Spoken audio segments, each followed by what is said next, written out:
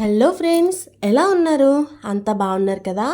ఈరోజు కూడా మీ variety kit ఒక వెరైటీ రెసిపీతో వచ్చేసింది. ఫ్రెండ్స్, పిత్త పరుగులు తెలుసా మీకు? అదేనండి, పాల పరుగులు. మా ఏరియాలో పిత్త పరుగులు అంటారు. మరి మీ ఏరియాలో ఏమంటారు అనేది కామెంట్ చేయండి. అండ్ ఇలా అయితే ఆమ్లెట్ మీకు తెలుసా? పిత్త పరుగులతో ఆమ్లెట్ వేస్తారనేది తెలిసి ఉంటే కామెంట్ చేసి చెప్పండి. ఇదే ఫస్ట్ టైం తింటున్నట్లయితే ఒకసారి ట్రై చేసి ఎలా వచ్చిందనేది చెప్పండి. మరి వీడియో చివరి వరకు చూస్తే సూపర్ రెసిపీ మీకు తెలుస్తుంది. సో వర్షాలకైతే వాగులు వంకలు బాగా పొంగుతున్నాయి.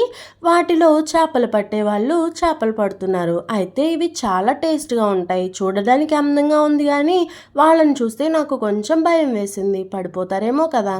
సో అక్కడే ఇలా పిత్త పరుగులు అయితే తీసుకున్నాను. మార్కెట్లో క్లీన్ చేయించేసి ఇంటికి వచ్చి వాటర్తో వాష్ చేసేసాం. ఆ తర్వాత ఇలా ఒక ఎగ్నైతే పరుగుల్లో వేసేయండి. సో నేనైతే ఊరికే ఇలా సర్దాను, కానీ మీరు మామూలుగా గిన్నెలో వేసి ఎగ్ కొట్టేసుకున్నా సరిపోతుంది. సో ఇలా మొత్తం ఎగ్ అంతా కూడా పరుగులకి పట్టేలాగా బాగా స్ప్రెడ్ చేసేయండి. ఒకటి సరిపోతే పర్వాలేదు, లేదంటే రెండన్నా కూడా వేసుకోవచ్చు. అలా మొత్తం అంతా పరుగులన్నిటికీ కూడా ఈ ఎగ్ అనేది అంటాలి. అప్పుడు ఒకదానికొకటి అంటుకొని బైండ్ అయ్యి ఉంటాయి.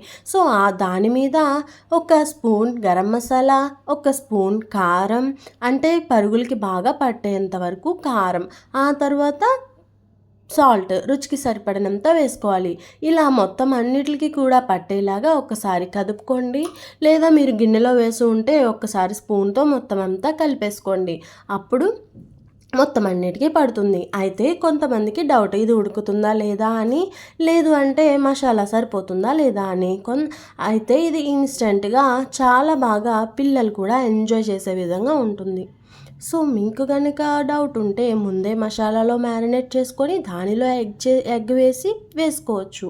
లేదు అంటే ఇలా ట్రై చేసేయండి. అయితే మీకు ఏ ప్రాసెస్ బాగుంది అనేది నాకు చెప్పేసేయండి. సో ఇలా నూనెలో వేసుకుంటాం. అయితే నూనె ఒక 4-5 స్పూన్లు ఎక్కువగానే వేసుకోవాలి. ఎందుకంటే ఆమ్లెట్ మాడిపోకుండా ఉండాలి అండ్ చేప కూడా బాగా వేగాలి కాబట్టి. ఒకవైపు బాగా ఉడికిందా లేదా అని గరిటెతో టెస్ట్ చేసుకొని ఇంకోవైపుకి టర్న్ చేసేసుకోండి.